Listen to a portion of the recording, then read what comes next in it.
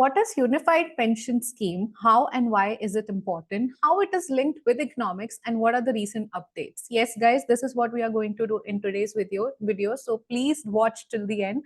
Hello, everyone. I am Surbhi, and what do we do today in this? On these days, like normally, what we do is we pick up an important economics topic and actually directly from the newspaper. And now what I've started is to directly share the screen of the newspaper and read this article along with you, so that there are two benefits of this. That one, you know how to read newspapers. Second, you know what is the importance of an article and how it is linked with your subject. So that is, will make you realize that what is the importance of a particular article, and you read it with me, so that makes it more interesting. So what are we waiting for? I'll quickly share the screen, and I hope you like this concept of reading with me. If yes, do let me know. If no, in the same scenario again, I'll be happy to know even if you don't like it. So that's completely fine with me. This is Mint newspaper, and this is the article that came in. News has been floating in the newspaper since long, but very recently this article came in the newspaper and I really liked it. So I'll share the highlights also, and I will keep highlighting the important keywords which you need to take care of. So pensions fraught with challenges despite UPS. Pensions. So pension, what is pension? Pension is something that after a certain old age you get money once you stop working. Okay, and this is in particular for government employees. So government employees do have a particular age. Say at the age of 60, government employees are going to retire. What after that? What will be their income? They've served the government since so long, so they require something to function, because now what will they do? So government makes sure that if you have worked for us, so we will provide you with certain amount of income even once you retire. So even though you're not working with us anymore, but we will regard the years that you've worked with us. That is pension. And this particular scheme, unified pension scheme, is for government employees. We start reading so that you know what I'm talking about. So the revised pension scheme for government employees, particularly for government employees. So you have to take care. I'll simultaneously keep sharing the pen and this, not for private employees. Okay, not for anybody else, only government employee. Okay, I hope this makes sense. Then announced by the center last month, and it's likely adoption by states could provide some relief to states. Relief to states. Why relief to states? We'll see ahead, because relief pensions are a liability for states. Okay, so you need to know that pensions are being liability for the state, and that is why we need to take care of a new scheme, and if adopted by states. So it is not compulsory for the states to adopt. This is for central. So what is happening? Okay, there is center. Okay, this is center, and these are states. These are states. So central employees, central government ke liye jo kaam karte hain, those are central employees, central government employees. Those work for the state governments are state government employees. So this particular scheme is compulsory for central government employees, but states can adopt. So depending on which state you're living in and what pension scheme that states follow, according to that you'll get your pension. So states are free to adopt this particular scheme as well. It's not that this is not for states, but this is not compulsory for the states. It is optional. States want to adopt this, most welcome. If states do not want to, then that's completely fine. But central government employees, this is for central government employees, definitely. Okay, so that's the one thing. And it's like, okay, we've read between. So this is very important. I'll highlight between, and I'll also zoom in a little. Yeah. Oh, this is too much, I believe. My bad. Just give me a second. No? Okay, same here. Between 2016-17, so you have to, see, I normally don't say that you have to remember the data, but in this particular, please remember the data as well, that between 2016-17 and 2023 to 24, okay, between this time phrase, so 2016-17, what were the changes? What are the major happenings in 2016 and 17? 2016, you have to remember, I'll share the pen and write it down. 2016, actually 8th November 2016, what happened? Demonetization. Okay, then 1st July 2017, GST. Okay, these are the major things, major happenings in 2016 and 17.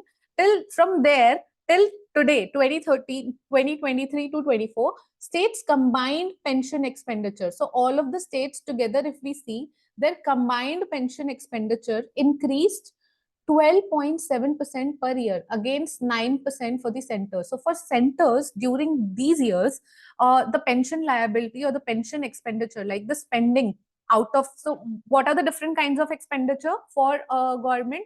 Come here, I'll tell you. We know that for government, there are, in government budget, we know there are two kinds of expenditure for a government: revenue expenditure and capital expenditure, right? So pensions are a part of revenue expenditure. Okay, so for central government, 2020 from 2016 to 17 to 2023 to 24, for central government, it increased by 9%. But for state, all states, combined expenditure increased by 12.7%. That's what we are trying to convey in this article. Okay, I hope I made myself clear.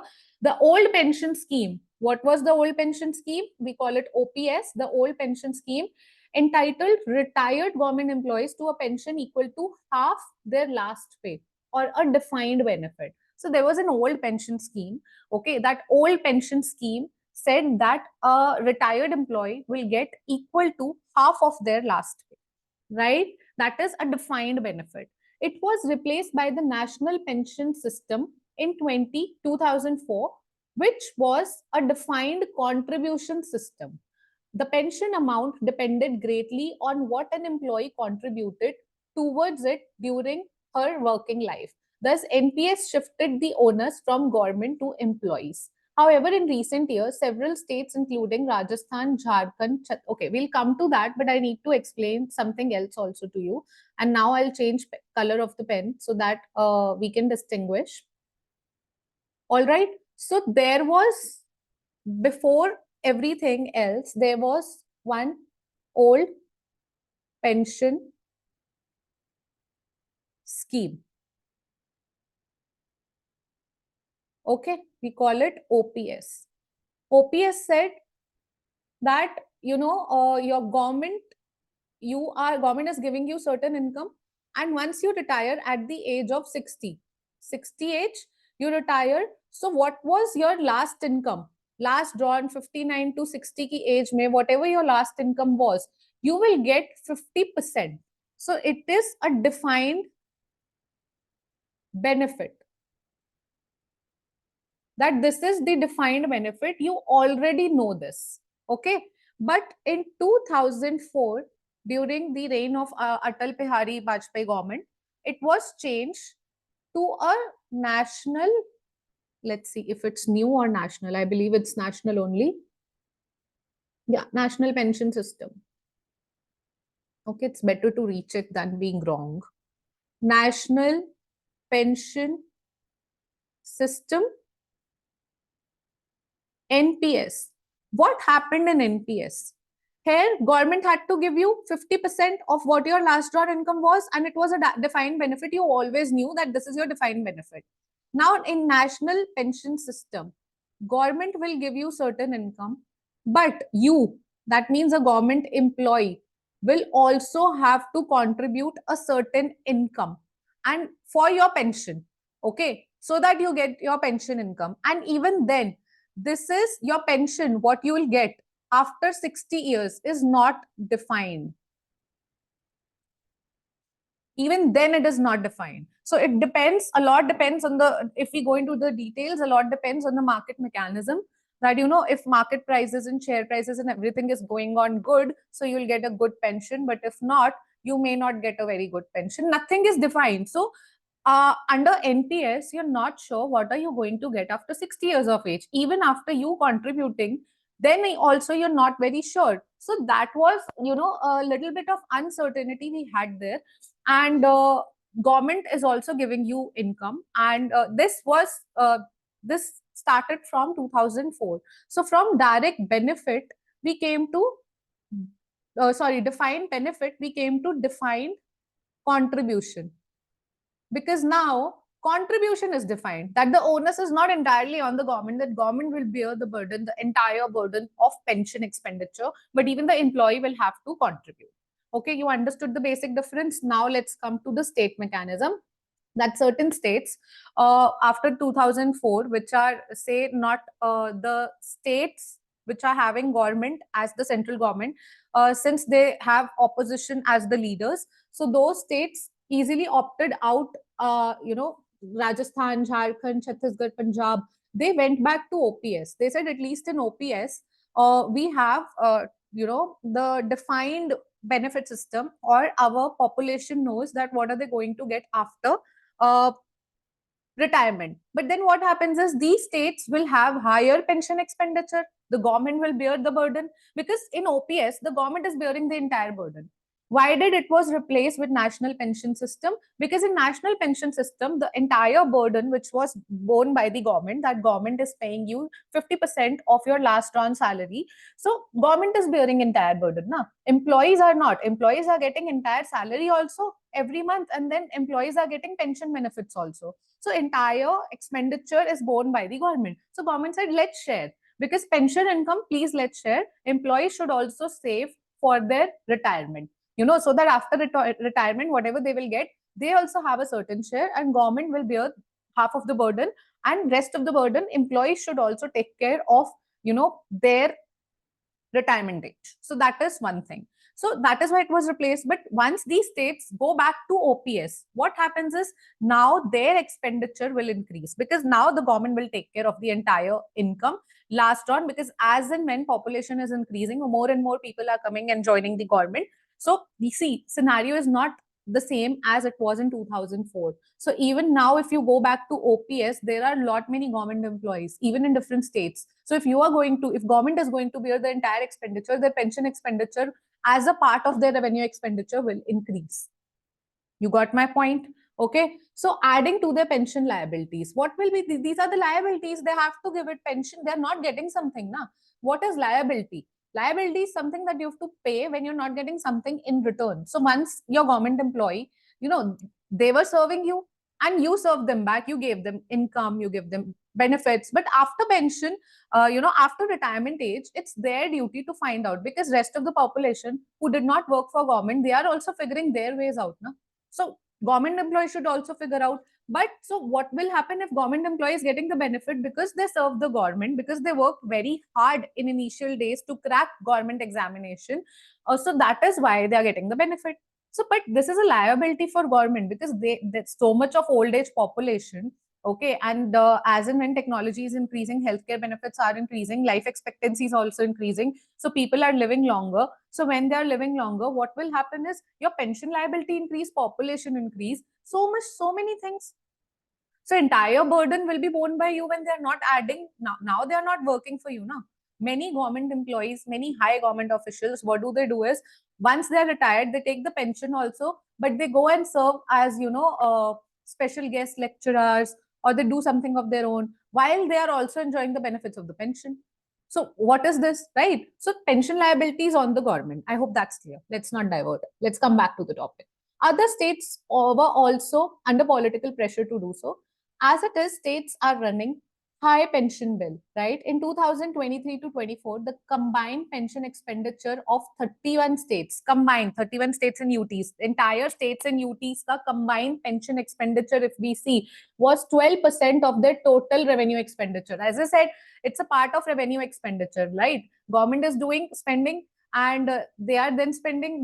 One is revenue expenditure, which is neither adding any asset nor reducing any liability, because that goes under capital expenditure. In revenue expenditure, pensions are part of it, and pensions are 12% part of revenue expenditure. That's a huge percentage, right?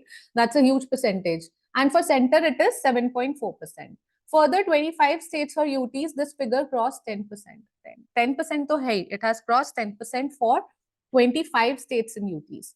So, union territories. The upcoming variant, the Unified Pension Scheme, or the UPS, can halt states from reverting to OPS and instead shift to UPS. So, states, if they are finding it difficult for NPS, they and they choose to go back to OPS, now they don't have to go back to OPS. They can come and join the new unified payment pension scheme, because center ne to kar diya. Central government is giving their employees benefits under UPS, but states have an option.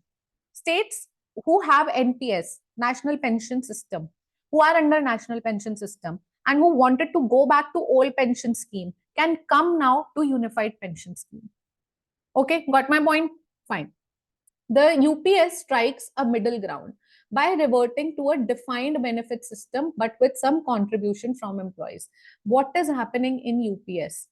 See, UPS has given both. So what was happening? Let's come back here.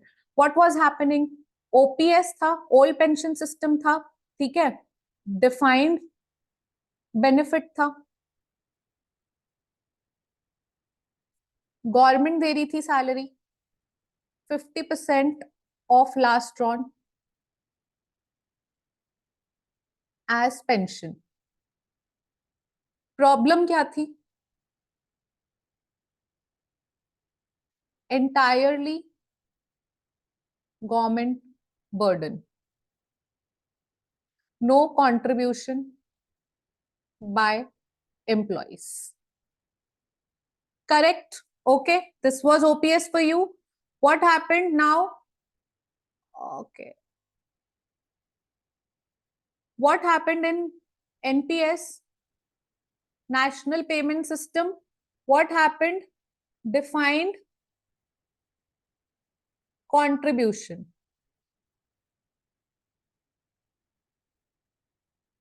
Government will pay some part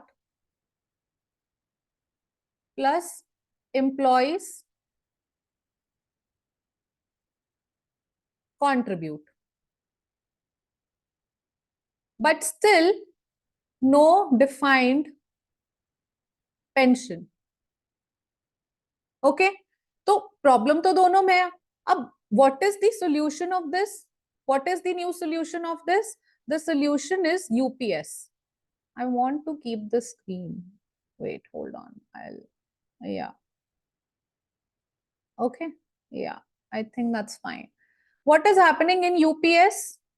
It is a combination of both. Defined benefit is also there and defined contribution is also there. Now, you have a defined pension or a benefit, but government will also provide plus employers will also contribute. But earlier in NPS, when government employees didn't know that how much benefit will they get even after contributing, that problem has been solved. Okay, so what is happening in UPS? Let's see. It strikes a middle ground by reverting to a defined benefit system. It is saying there's a defined benefit system that we will define your benefit. That earlier in NPS, you did not know that what benefit you will get even after contributing. Now we will define that benefit, but you will also have to contribute some. We cannot take the entire burden because of the population, the technology, the aging, the increased life expectancy, and there are so many things that government cannot entirely take care of so many pensions, and it cannot take over the burden of the pension liabilities. So the pension bill of state governments is twice that of the center. Can you see this is rupees trillion. So this is the pension bill of government, and states ka yera state governments ka pension bill is almost double, right? And now you can see even this diagram is interesting, that 25 states and UTs. So you can see some of the states, Jammu and Kashmir, Himachal Pradesh, UP, Mizoram, Nagaland, and even Kerala. These states have expenditure, pension expenditure as a share of revenue expenditure. Okay, hold on, I'll go there. Pension expenditure as a part of state revenue expenditure more than 15%. See, this is more than 15% part. More than 15% share is of pension liabilities. Pension expenditure has so much of share, and this is 10 to so many. Majority of the states have between 10 to 15% pension expenditure as part of revenue expenditure. All right, got my point. So that's one thing. Then we come on to the another thing. Okay, I'll move the screen. Okay, so for 24-25, the centers, hold on, I'll zoom it. I think my computer either is zooming too much or too less, but that's fine. We'll manage. Okay, for 24-25, the center's projected spending on pension is rupees 2.67 trillion. A single biggest group in this is defense personnel. So even when you are giving pensions to the retired people, so in retired people also, oh God, hold on, guys, hold on. In retired people also, there are many like teachers, doctors, defense, so many, okay, so on and so forth. But majority part in the retired people are of defense personnel who have served. So they deserve pension because they've served their entire life for the government, and now they, deserve to live their retired life in a way that they don't have to take care of the income. That I agree. So when they get pension, they are the major part of retired pension expenditure. Okay. So that's one thing. Let's quickly go back and see. Yeah. So, okay, in the past 9 years, pension payment to defense personnel have amounted to 23 to 27% of total defense expenditure. So, when the government is paying defense expenditure, almost 27% or 30% of it is pensions. Pensions going for defense people. So even in defense expenditure, it's not only the equipments and everything, it's even the pension expenditure that is almost approximately constituting to, you say, 30%. Okay. Defense pensions are also among the categories of pension under dispute. Retired defense personnel have agitated for years for one rank, one pension scheme. What is one rank, one pension? This would allow retired, okay, I'll highlight now because I think this is important. One pension, one rank, one pension. What is it? This would allow retired personnel to draw the same pension for a given rank or length of service, irrespective of the date of retirement. So what they're saying is that don't go by what was our salary, that you give us pension based on that. What salary, what pension are you giving to the recent people who are retiring this year? Should be the pension for everybody else, no matter who retired in 2014, 2004, or 2024. If one is retiring, so understand this. Okay, let's understand this. If I am retiring, or if I belong to a defense family, my grandfather say retired in 1994, my father say retired in 2004, and I am retiring in 2024. So the pension that I will get will depend on my current salary, right? Salaries have increased. So my current salary will define my pension. What my father and grandfather are arguing, they are saying that what salary I am getting. Okay, so if they got after the pension and everything, he got 10,000. My father gets say 20,000, and if I am getting based on everything, I am getting 30,000. So they are saying even till now we should not get 20,000 or we should not get 10,000 because he also retired as a major, one rank. My father also retired as major, and I am also retiring as major. So if we have one rank, so we should have one pension.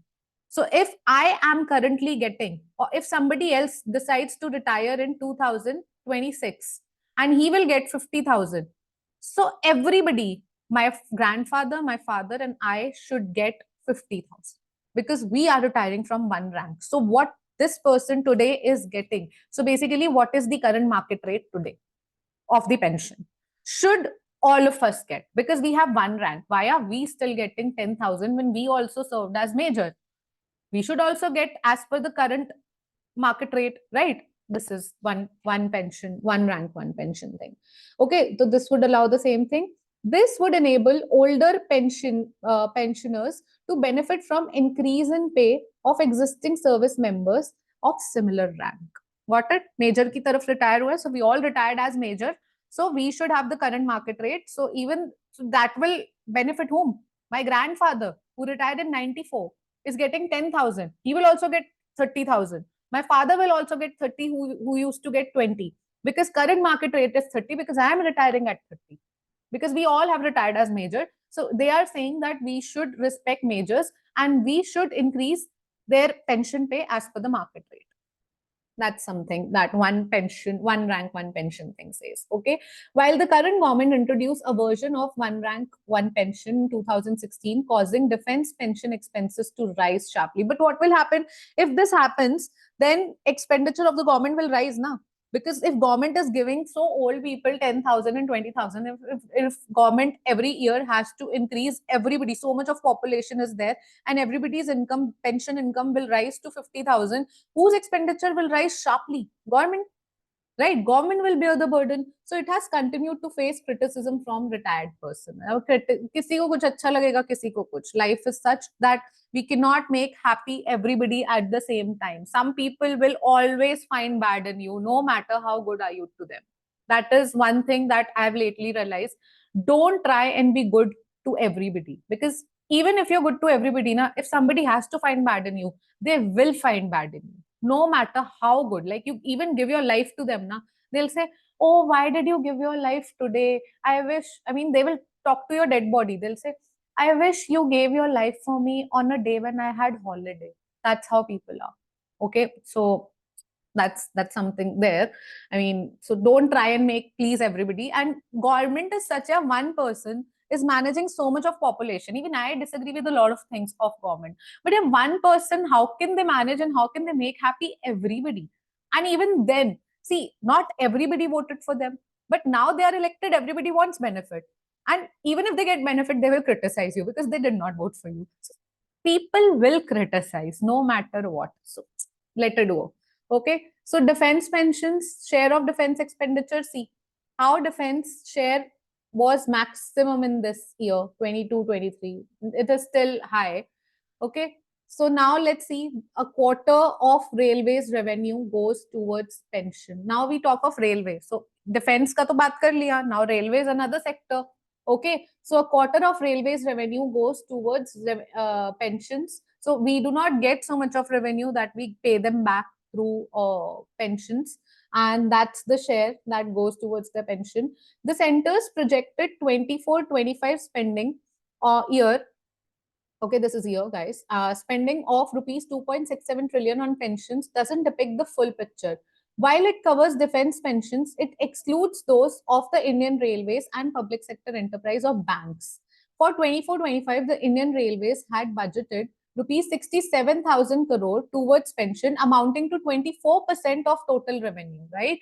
So the center does not directly pay railway pension. However, since the railways doesn't generate enough revenues to service its pension liabilities, the center is on the hook for such commitments indirectly. So directly they do not pay, but because they do not get so much of revenue that they can pay to for the pensions, so what happens is the center is indirectly liable. Okay, that's not important. Now let's go to social security. Nearly half of the salaried Indians does not have social security.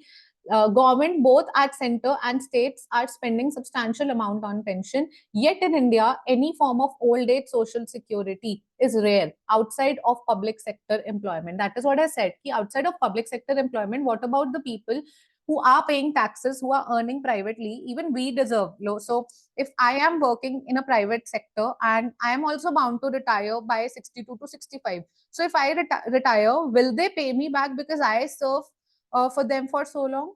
Or I paid taxes for government, so will government provide me the benefit that, oh, you were in private sector, you were paying so much of taxes to us, so now let's give you benefits.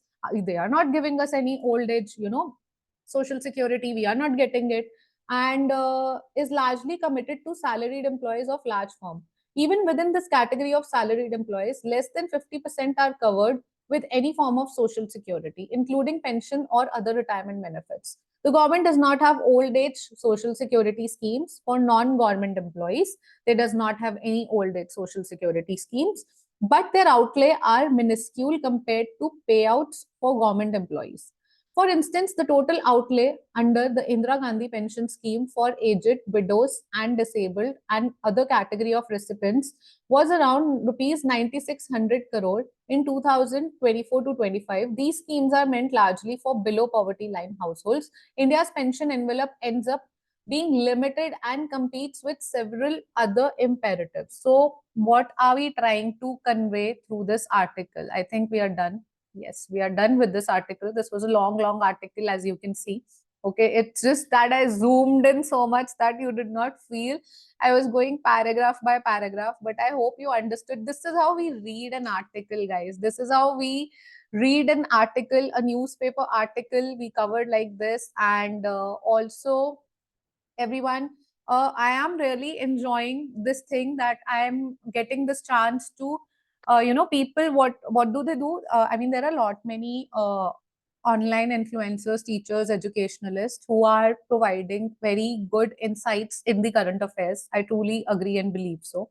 But what I love to do is not pick up the points, but to show you the entire article. So when you read Mint from now on, and when you see some article, you know, oh, this is how we can read. This is how we can combine it with revenue expenditure, capital expenditure. This is how we can think of what should be done. This is how we can compare one unified pension scheme with, you know, old pension scheme and a national pension system. And this is how we can combine the benefits and we can compare, draw a comparison. So that's how we get to read a newspaper, and this is the benefit that you are getting to read it with me, and I am being able to show it to you that how to read a newspaper. I so want to sit with all of you to do it physically, keeping a newspaper on a table and giving you this thing, but I think this is serving the same purpose, and I am being privileged enough that I'm getting this opportunity to do so. So thank you so much, everybody, for giving me this opportunity and making me who I am today. Truly very grateful to each and every one of you. I really hope you love the article, you love the explanation. I know this video has gone a little longer